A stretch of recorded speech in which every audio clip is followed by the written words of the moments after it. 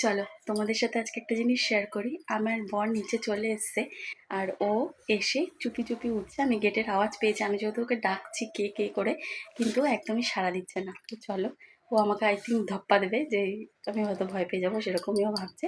But দেখা যাক। কে নিচে? কে?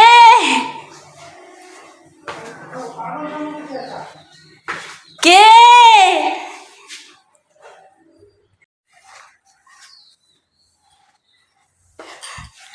আরে রাত হলে তো সাড়া দিত।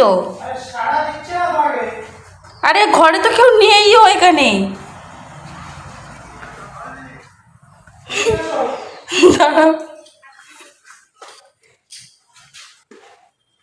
কোথায় গেল?